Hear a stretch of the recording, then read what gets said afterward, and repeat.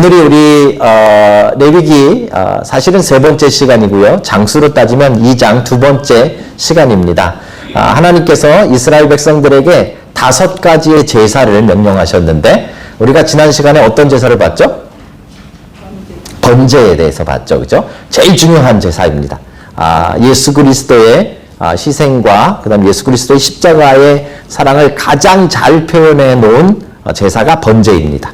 그리고 오늘은 두 번째 제사를 봅니다. 두 번째 제사는 한국말로 소제라고 부릅니다. 그렇죠? 이 소제라는 한국말이 사실은 조금 어렵습니다. 소제라 그러니까 제가 이제 번역하느라고 이렇게 이 번역기에다가 소제 이렇게 쳤더니 small offering 뭐 이렇게 나오더라고요. 작은 할 때 그 소자가 아닙니다.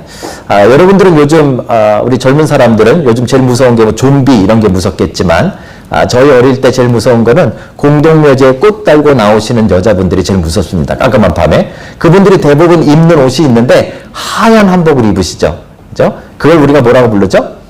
소복이라고 하죠. 그 소복의 소자가 하얀색이라는 뜻입니다. 무늬가 없고 심플하고 흰색인 소자입니다. 그래서 또 하나는 예를 어디서 찾을 수 있는가 하면 여러분 드시는 밀가루 이 국수 가운데 소면이라고 있으시죠? 소면 하니까 얇은 면으로 다 착각하고 계시는데 거기서 말하는 소면은 흰색 국수를 말합니다. 그게 이제 소면이죠. 거기서 말하는 소자입니다. 뭐 소박하다 할 때도 같은 소자이고요. 그래서 이 소제라고 한다면 그 작은 제사가 아니라 하얀 가루로 드리는 제사. 이게 소제입니다. 그래서 원래 조금 아까 아이들과 제가 보여드린 것처럼 이 밀가루를 가지고 이렇게 하얀색 밀가루를 가지고 하나님 앞에 드렸기 때문에 이 한국말로 한자에서 온 것이죠. 소제라는 이름으로 번역이 되어져 있는 것이죠.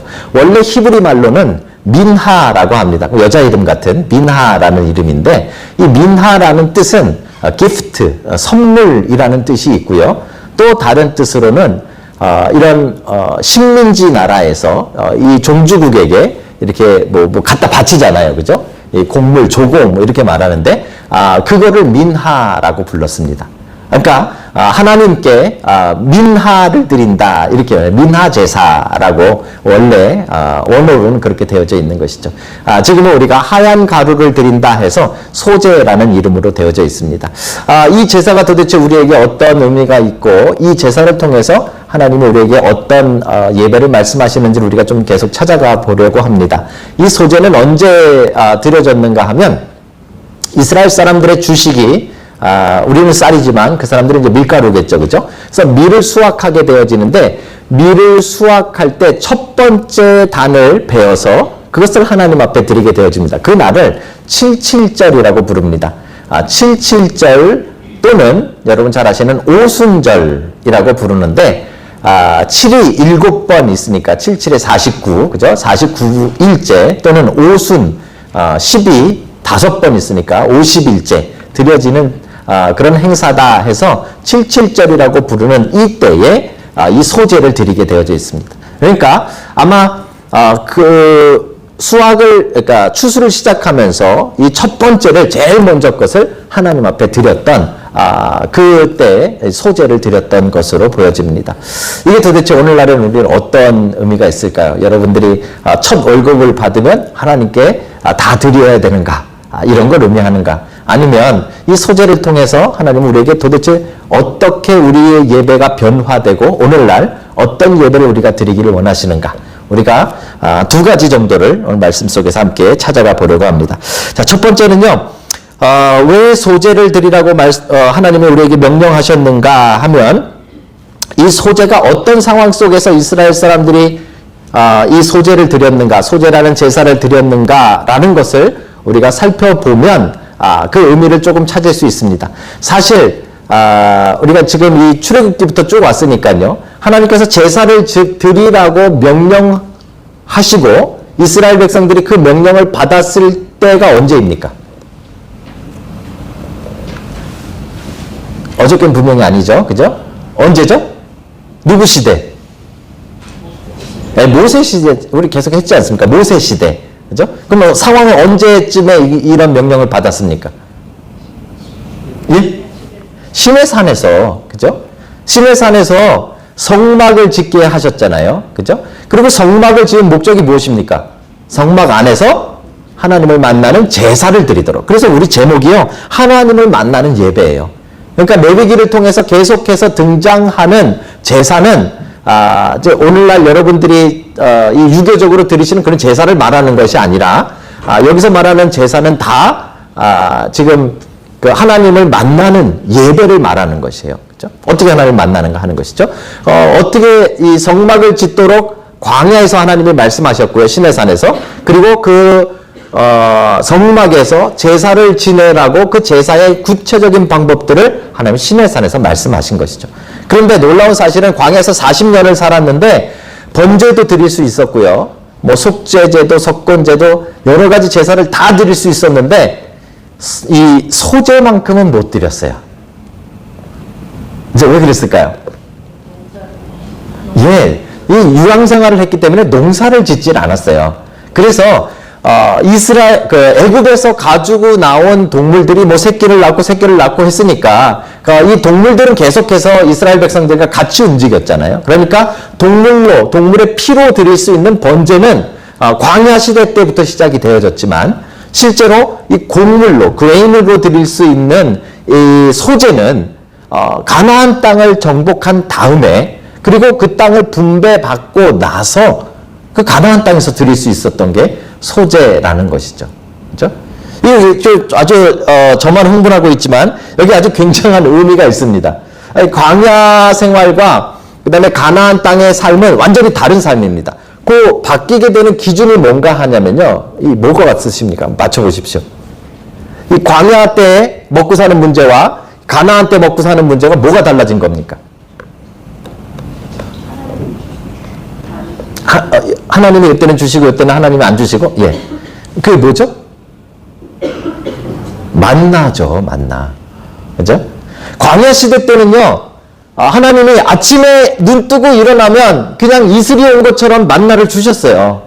그러니까 아침에 일어나서 별로 수고할 것이 없이 그냥 먹고 싶은 만큼, 먹을 만큼만 자기가 그냥 걷어와서 먹으면 돼요. 그런 삶을 살다가 이제 가나안 땅에 들어갔더니 만나가 그쳐버린 거예요. 만나가 그치니까 이제는 어떻게 살아야 되는가 하면 씨를 뿌리고 밭을 갈고 씨를 뿌리고 곡식을 자라나게 관리하고 그것이 자라나면 추수하고 하면서 땀을 흘리고 고생하고 애쓰고 수고해야만 먹고 살 수 있게 된 거예요. 그런데 이 상황에서 드릴 수 있는 제사가 소제라는 것입니다. 굉장한 의미가 있죠. 그죠? 그러니까 소제라는 것은 어떤 예배인가 하면 그냥 일주일 그냥 가만히 아무 생각 없이 지내다가 오늘 주일인데 그냥 교회나 한번 가볼까? 해서 가서 드리는 예배는 소제가 아닌 거예요. 소제는 어떤 마음이어야 되는가 하면 일주일 내내 땀을 흘리고 땅을 파듯이 고생하고 애쓰고 부딪히고 이 사람 저 사람과 어려운 관계 속에서 지내고 이 삶의 모습을 다 가지고 그 고생과 애씀을 가지고 하나님 앞에 나와 드리는 것이 소제가 되는 것이죠. 그렇죠? 그래서 소제는 삶을 드리는 예배예요. 그렇죠? 그래서 여러분들의 일상이 이 안에 녹아 있어야 되는 거예요. 여러분들의 애쓰고 수고함이 여러분들의 예배의 배경이 되는 것이에요. 이것이 많으면 많을수록 하나님이 더 기뻐 받으시는 소제가 되는 것이죠. 그렇죠? 여러분들이 지난 한 주간 정말 눈물이 찔끔 날 만큼 힘든 일이 있으셨으면 오늘 소제를 드리실 수 있는 거예요. 그렇죠? 여러분들이 지난 한 주간 정말 힘들고 어렵고 고생스러운 일들을 경험하셨으면 오늘 진짜 소제를 하나님 앞에 드릴 수 있는 거예요. 그 삶을 드리는 것이 소제의 기본이기 때문에 그렇습니다. 자, 삶을 드린다는 말을 우리는 잘 생각해야 되는데요. 우리는 믿음의 삶을 살고 있잖아요. 그죠? 그런데 하나님이 어떤 삶을 받으시는가, 어떤 삶의 예배를 받으시는가를 좀 한번 잘 생각해 봐야 됩니다. 많은 사람들이 이 부분에 대해서 오해합니다. 그래서, 믿음 좋은 것을 말할 때, 정말 기도했더니, 갑자기, 로또가 맞았다. 그럼 우리는, 저 사람은 진짜 믿음이 좋은가 봐. 영적으로 대단한가 봐. 이렇게 보잖아요. 그죠? 또 막 기도했더니 막 안 되던 일들이 막 되고 막 대박이 나고 정말 막 안 되는 사업이었는데 기도했더니 막 터지고, 그죠? 우리는 이런 거가 믿음이 좋은 거라고 이야기하거든요. 그렇게 생각하잖아요. 근데 잘 생각해 볼 때 하나님이 왜 만나를 끝이게 하셨는가를 생각해 보셔야 돼요. 하나님 정말 원하시는 예배는 그렇게 그냥 대박 나듯이 하늘에 별 따듯이 생기는 그런 믿음과 삶에서 오는 예배가 아니라, 그죠? 정말 아침에 일어나가지고 애들 도시락 싸우고, 그죠? 또 뭐 출근 늦지 않으려고 막 뭐 대충 씻는 둥 마는 둥 해가지고 정말 막 겨우 버스 타가지고 회사에 가서 일하려고 그랬더니 또 이 사람 저 사람 또 건드려가지고 또 마음 상하고 밥도 먹는 둥 마는 둥 하다가 집에 돌아와가지고는 또 집에 돌아오면 또 마음 상하게 하는 분이 또 한 분 계시죠, 그죠? 그럼 막 집에서 또 지지고 볶고 싸우고 겨우 밥 먹으면서도 렌트비는 어떻게 내나, 통장의 잔고는 왜 이렇게 줄어드나. 이 삶으로 드리는 것이 하나님이 받으시는 소재라는 것입니다. 그렇죠? 재밌죠? 그래서 소재는 삶을 드리는 예배입니다. 제가 지난 주간에요, 다큐멘터리를 하나 일부러 이렇게 찾아서 보게 됐어요. 뭐 사실은 제 친구가 소개를 해줘서 보게 됐는데, 내용이 이 팬데믹 시대 이후에 돈에 관한 부분이에요. 경제에 관한 부분. 이런 걸 이제 다큐멘터리로 만들었더라고요. 거기에 젊은 청년들이 한 3명 등장하고 나왔어요. 이 친구들이 이 코로나19 터지기 이전에는 직장 생활을 하다가 그 이제 어려움이 생기면서 직장을 진짜 그만두고 이제 뭐에 뛰어들었는가 하면 가상화폐에 뛰어들었어요. 여러분 요즘 관심 많으신 청년들, 어른들은 뭔 소리인지 모르시겠죠, 그죠? 코인이라고 하는데, 가상화폐에 이 투자하는 회사를 자기가 직접 세워서, 세 사람 다 각자 세워가지고 아침에 출근하면은 뭐 컴퓨터 앞에 앉아가지고 이제 투자 이렇게 돈을 넣기도 하고 빼기도 하고 하는 거죠. 하루에요 30억을 벌어요. 그 사람들 3명 나왔는데, 물론 하루에 30억을 잃기도 해요. 이 사람들이 얼마나 벌었나를 따졌더니요, 이걸 시작하고서 각각 다 100억 이상씩을 벌었대요. 안 놀라시네요. 뭐 집에 다 있으신가 봐요. 그 정도, 그죠? 저는 굉장히 놀랐거든요. 우와, 이거 엄청나다. 나도 해볼까? 그죠? 근데 그 중에 한 사람이 인터뷰를 하면서 이런 이야기를 했어요. 자기가 이걸 시작하기 전에 직장 생활을 하면서 이런 마음이었대요. 아침에 나가서 직장 생활하고 죽도록 고생하고 막 애쓰고 수고하는데, 내가 이렇게 평생을 벌어도 서울에 있는 집 한 채를 못 사겠구나. 이 마음이 확 드니까 절망감이 막 몰려오더래요. 자기 인생은 뭔가 힘든 거죠. 그죠? 근데 지금 너무 좋대요. 날마다 막 이 소망이 넘치고 막 이 긴장감이 막 그런 삶을 산다고 막 자랑하더라고요. 이 다큐멘터리를 보고 나서 제가 또 다른 관련된 것을 찾다가 또 하나의 시사 프로그램을 보게 되어졌는데요. 거기도 비슷한 것이 나왔는데, 거기에 나와 있는 가상화폐 이름은 Vcash라는 가상화폐였어요. 한국에 지금 한참 유행을 했다고 하네요. 이 Vcash라는 이 가상화폐에 한국에서만 투자된 금액이 4조가 넘는데요. 엄청나죠. 어떻게 이렇게 됐는가 하면 600만 원을, 제가 이거 너무 자세하게 가르쳐 주는 거 아닌가 모르겠습니다. 여러분 잘 적어 놓기 바랍니다. 600만 원을 투자하면 몇 달 안에 1,800만 원의 이자를 받고요. 그때까지 이 600만 원은 그대로 보장이 되어진대요. 라고 광고를 해서 수많은 할머니, 할아버지들이 코인이라고는 들어보지도 않았는데 거기에 자기의 노후자금, 자기의 퇴직금, 자기 자식들 몰래 모아놨던 돈들을 다 갖다 집어넣으신 거예요. 그래가지고 돈이 4조라는 돈이 모였어요. 근데 이 할머니, 할아버지들은 제대로 원금도 못 돌려받고 지금 난리가 난 거예요. 어쩌면 이게 한국에서 지금까지 있었던 이런 뭐 다단계를 포함한 이 경제 사기 중에 가장 큰 규모가 되지 않을까라고까지 추측할 정도의 문제가 생긴 거죠. 제가 왜 이 극과 극의 사람들을 지금 여러분들에게 설명을 드리는가 하면, 상황이 이렇다 보니까 문제가 하나 발생했어요. 어떤 문제가 발생했는가 하면 젊은 사람들이 더 이상 직장 생활 하려고 하지 않아요. 그 고생하는 걸 왜 해요?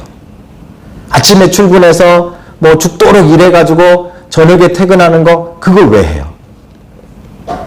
가만히 앉아서 엔터 몇 번 누르면 30억이 왔다 갔다 하는 그런 일이 있는데, 그러니까 사람들이 다 이쪽으로 몰리는 거예요. 팬데믹 이후에 실물 경제는 다 죽어버렸대요.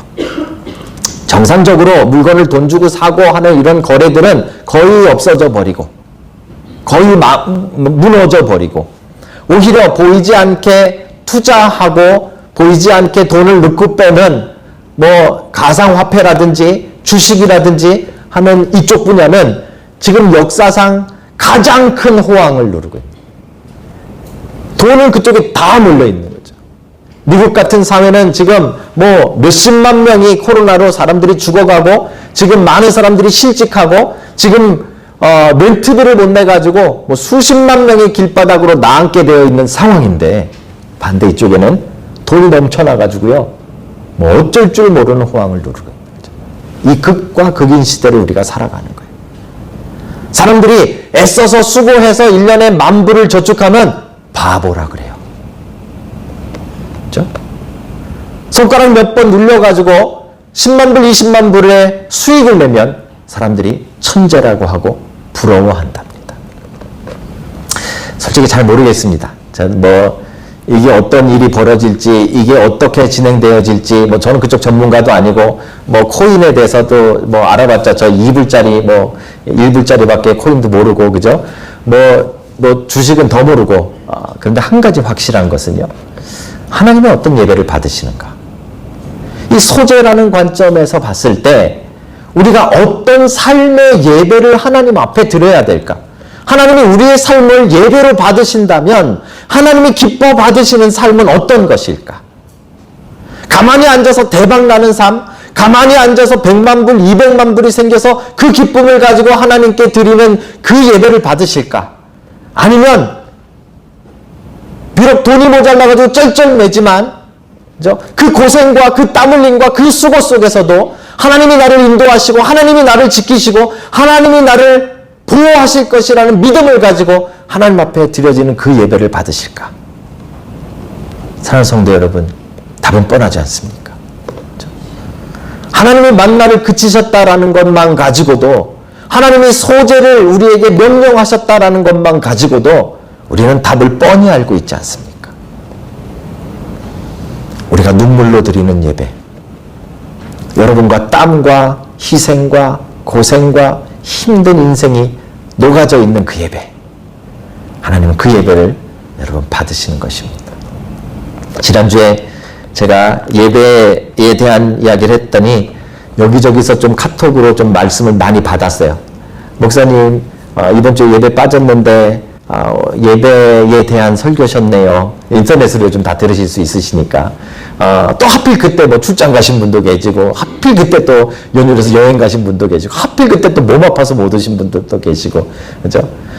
그래서 제가 한 분에게는 제가 그런 말씀 드렸어요. 조금만 기다리십시오. 이제 이 삶에 대한 예배가 나옵니다. 이겁니다. 그죠? 일주일 동안 여러분들의 삶에 그 고난과 그 고통과 그 어려움과 그 눈물과 그 슬픔과 그 아픔을 가지고 이 자리에 나와서 그 소재를 드리시기 바랍니다. 그 삶이 빠져있는, 그냥 그 삶이 아무렇지도 않은, 아니 그냥 대박나는, 가만히 있어도 돈이 흘러들어오는 그 예배를 하나님이 받진 않으신다는 것입니다. 지난 주간 여러분 어떻게 지내셨습니까? 여러분 인생에 어떤 어려움이 있으셨습니까? 여러분 인생에 어떤 힘든 일들이 있으셨습니까? 만약에 그것이 어떤 것이든지 간에 여러분 그런 일들이 여러분 삶에 있었다면 여러분들이 오늘 소재를 드리시는 날입니다. 그렇죠? 하나님 앞에 그 삶을 드리시는 여러분이 되시길 주의 이름으로 축복합니다. 눈물을 흘리며 씨를 뿌리는 자는 기쁨으로 단을 거두리로다. 성경 구절입니다. 그런데 저는 소재를 읽고 나니까 눈물을 흘리며 씨를 뿌리는 자는 그 눈물로 하나님께 예배할지어다. 이렇게 귀에 들립니다. 여러분들의 아픔이, 또 여러분들의 삶의 그 투쟁들이, 그 삶의 어려움들이 하나님께 드려지는 예배가 된다는 사실, 그것을 꼭 기억하시고 여러분의 삶으로 하나님 앞에 기쁨으로 예배하는 귀한 여러분 되시길 주의 이름으로 다시 한번 축복합니다. 자, 소재에 대한 것도 한 가지가 있습니다. 우리가 주목해야 될 부분인데요, 11절인데요 너희가 여호와께 드리는 모든 소제물에는 누룩을 넣지 말지니 너희가 누룩이나 꿀을 여호와께 화제로 드려 사르지 못할지니라. 그렇죠? 하나님께서 소제를 드리는 걸 명령하셨고 소제를 받으시는데 규칙이 있습니다. 소제는 사실 굉장히 다양한 이 제물로 드릴 수 있는데요. 하얀 가루로도 드릴 수 있지만 저 하얀 가루로 드리려면 거기에 유향이라는 기름을 넣어야 되는데 그게 엄청 비쌉니다. 엄청 비싼 겁니다. 그러니까 보통 사람은 그렇게 해서 드리기가 너무 힘든 거죠. 그러니까 그것을 빼고 떡을 만들어서도 드릴 수 있는데 그 떡을 만들 때 화덕에 구운 떡도 되고요. 삶은 떡도 되고요. 종류들이 거기 2장 보시면 다 나옵니다. 그러니까 우리 형편과 우리의 이 상황에 따라서 다양하게 하나님 앞에 소제를 드릴 수 있다. 그렇게 이야기한 것이죠. 그런데 그럼에도 불구하고 절대로 거기에 두 가지는 넣으면 안 되는데 하나는 누룩을 넣고 하나님 앞에 드릴 수 없습니다. 누룩은 이스트입니다. 그냥 빵을 부드럽게 해주는 것이죠. 이스트를 넣으면 빵이 더 부드럽습니다. 하나님은 이빨이 좋으셔서 딱딱한 떡만 받으실까요? 왜 하나님은 누룩을 넣지 말라고 하셨는지요? 그죠? 아마도 누룩이라는 이 표현이 사실 곰팡이잖아요. 어떤 면에서. 그죠? 그래서 이 누룩이라는 것 자체가 성경에서는 가끔 부정적인 이미지로 쓰여질 때가 많이 있습니다. 부패와 타락이 번져나가는 것을 누룩으로 표현할 때가 많이 있죠. 예수님도 직접 그렇게 표현하셨죠. 아마 그래서 누룩을 넣지 말라 하셨던 것으로 여겨집니다. 그럼 꿀은요? 꿀은 사실 썩지도 않고요. 좋은 거잖아요. 근데 왜 꿀은 벌 알러지가 있으신가요, 하나님? 왜 꿀은 넣지 말라 하셨을까요? 사실 이 꿀이라는 이 단어가 히브리 말로 두 가지 의미를 다 가지고 있는데요. 하나는 벌꿀을 꿀이라고도 하고요. 또 하나는 과일즙, 과일 시럽을 또 꿀이라고도 합니다. 아마 여기서는 그 과일 시럽을 말하는 것 같아요. 그러니까 과일 시럽은 부패하거든요. 과일 시럽은 이 밀가루를 또 변질시키기도 하거든요. 그러니까 하나님이 그것은 넣지 말라 하신 것 같아요. 그래서 누룩과 꿀을 넣지 말라고 하셨어요. 근데 더 중요한 것은 넣지 말라는 것은 안 하면 되는데 넣으라는 게 하나 있습니다. 아까 우리 아이들과 함께 했던 것인데요. 13절에 나와 있죠. 그죠? 무엇을 넣으라고요? 내 모든 소재물에 소금을 치라 이렇게 해놨죠. 소금은 사실 맛 때문에 칩니다. 우리가 뭐 빵을 베이크 하시거나 과자를 만드실 때는 소금을 넣습니다. 이유는 그 짭짤한 맛이 들어가야 제대로 맛이 납니다. 그죠?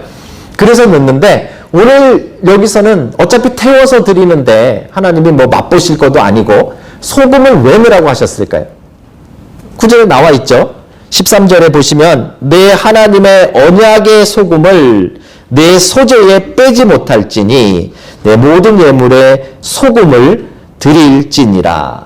소재를 어떤 형태로 드리든지 또 소재를 언제 드리든지 아무 상관없이 무조건 소재로 하나님 앞에 예배할 때는 빠지지 않고 꼭 넣어야 되는 것이 있는데 소금이라는 것이죠. 근데 이 소금은 맛을 내기 위한 소금이 아니라 오늘 본문에 보니까 하나님의 변하지 않는, 소금은 변하지 않는 특징이 있으니까요. 변질하지 않는 하나님의 약속, 하나님의 언약, 하나님의 커버넌트의 의미를 담고 있는 것입니다. 그러니까 우리가 하나님 앞에 예배하기 위해서는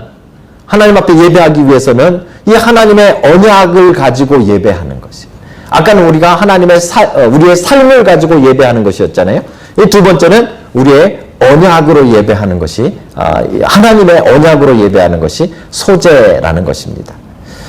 제가 오클랜드에 있을 때요, 저희 교회에 계시던 한 연세가 많으시던 집사님이신데, 그분이 예배에 대해서 굉장한 관심이 있으셨어요. 그래서 오늘날 우리가 드리는 예배가 너무 하나님이 받으시기에 기뻐하지 않는 예배다 이렇게 생각을 하셔서 막 목사님들한테 이메일도 다 보내시고 막 처음 본 적도 없는 목사님이라고 해도 막 리스트를 가지고 막 본인이 생각하시는 예배에 대해서 막 적어서 막 보내세요. 나중에는 신문에다가 광고를 내시더라고요. 전면 광고를. 근데 그것도 본인 사비로. 그러니까 엄청난 열정이 있으신 분이죠. 그분이 저희 교회에 이제 함께 예배하셨어요. 그러니까 예배에 관해서 정말 많은 이야기들을 나눴어요. 대부분은요, 그분의 말씀이 참 옳고 맞는 부분들이 참 많았어요. 그죠? 그분이 생각할 때 오늘날의 예배들이 너무 쇼가 되어지고, 오늘날의 예배들이 너무 수동적이 되어져 버리고, 그죠? 오늘날 하나님을 높이고 하나님께 영광 돌리는 예배 모습이 예배 가운데 너무 없다.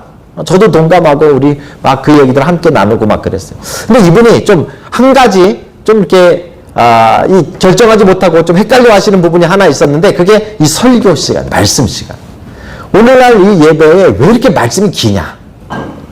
오늘 말씀이 뭐 때문에 이렇게 오랫동안 말씀을 길게 하냐? 그렇죠? 아마 여러분 가운데도 그런 분들이 조금 계시리라고 생각합니다. 오늘날 예배에 왜 이렇게 말씀이 길까? 이 말씀이 차지하는, 특별히 장로교에서 예배하면 이 말씀이 차지하는 비중이 왜 이렇게 많을까? 왜 이렇게 많습니까? 오늘 13절 때문에 그런 거죠. 그렇죠? 하나님 앞에 예배할 때 그냥 우리가 우리의 마음을 드립니다. 뭐 하나님 받으시옵소서, 하나님 어쩌고 저쩌고, 여러분 그 예배를 받으시는 게 아니에요. 하나님이 받으시는 예배는, 하나님 받으시는 예배는 하나님의 언약으로 드려지는 예배예요. 그러니까 여러분들이 하나님의 말씀을 듣고 그 말씀을 믿는 믿음이 없으면 예배하지 않다는 거예요.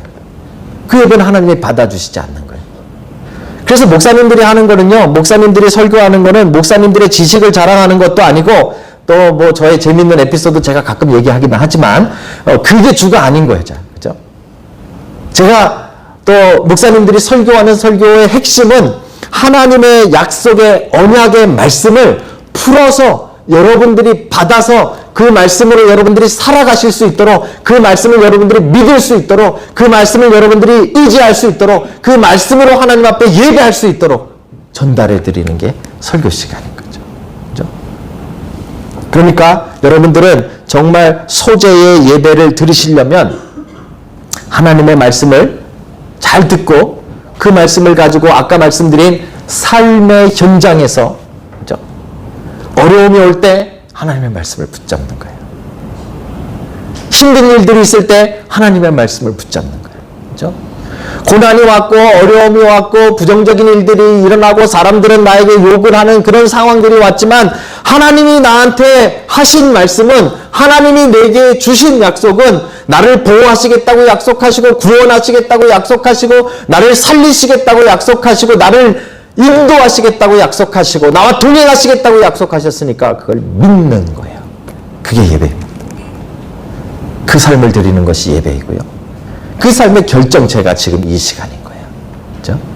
그러니까 소재를 가만히 들여다보면 일주일에 1시간 이 자리에 들어와서 앉아가지고 드려지는 예배가 아닌 거예요. 우리가 정말 하나님 앞에 드리고 하나님이 받으시는 예배는 월요일 날 첫 시간부터 시작되어지는 거예요. 우리의 삶에서부터 정말 막 눈물이 나고 힘든 일들이 터지고 예상치 못한 어려움들이 막 들이닥치고 막 그 속에서도 내가 하나님의 말씀을 붙잡고 이겨나가고 뛰어넘고 그 감격과 그 은혜로 주일날 이 자리에 와서 하나님을 바라보고 예배하는 거예요. 그렇죠? 그게 소재입니다. 사랑하는 성도 여러분, 소재의 예배를 드릴 수 있는 여러분 되시길 주의 이름으로 축복합니다. 여러분, 하나님의 약속의 말씀이 들리십니까? 주 예수를 믿으라, 그리하면 너와 내 집이 구원을 얻으리라. 약속의 말씀이잖아요. 붙들고 여러분 가족들을, 믿지 않는 가족들을 위해서 울며 기도하셔야죠. 그렇죠? 수고하고 무거운 짐자들아 다 내게로 오라. 내가 너를 쉬게 하리라. 예수님 말씀하셨잖아요. 약속의 말씀입니다. 근데 여러분 왜 고민하고 계세요? 근데 여러분 왜 힘들어하고 계세요? 근데 여러분 왜 한탄하고 계세요? 주님께 나아가면 쉬게 하리라 하셨는데, 그렇죠? 예배 드리지 않는 거예요, 우리가. 내가 세상 끝날까지 너희와 함께 하리라 약속하셨잖아요. 근데 여러분 왜 외로워하세요? 근데 왜 여러분 혼자라고 생각하세요? 예배하지 않는 거예요. 하나님의 약속을 붙들고 예배하지 않는 거예요.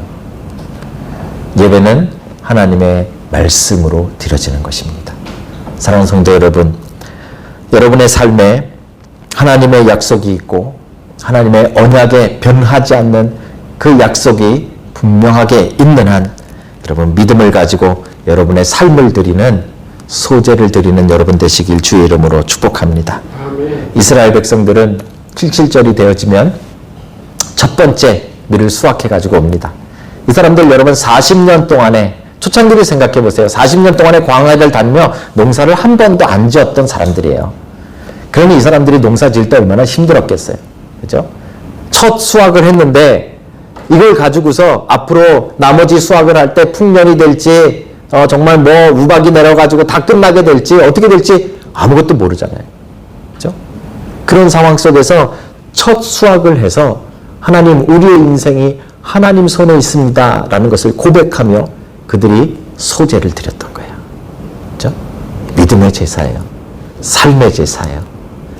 하나님 내가 몇 달 동안 눈물을 흘리며 씨를 뿌리고 땅을 파고 물을 주고 고생했는데 하나님 이렇게 자랐네요. 하나님은 나를 통치하시리라 믿습니다. 나를 돌보아 주시리라 믿습니다. 라고 그것을 드리는 것이 소제예요. 그죠? 사랑하는 성도 여러분, 여러분은 오늘 어떤 예배를 드리십니까? 시간이 되었으니까 그냥 일주일에 한 번 이 자리에 와서 그냥 무덤덤하게 앉아 있다가 돌아가시는 예배를 계속해서 드리시렵니까? 아니면 여러분 하나님의 말씀을 붙잡고 일주일간을 치열하게 싸우다가 이 자리에 와서 뭐 깨졌든지 이겼든지 이 자리에 와서 하나님 앞에 그 열매를 들고 들어와 예배하는 예배자가 되시겠습니까? 소제의 예배를 드리는 여러분이 되시길 주의 이름으로 축복합니다.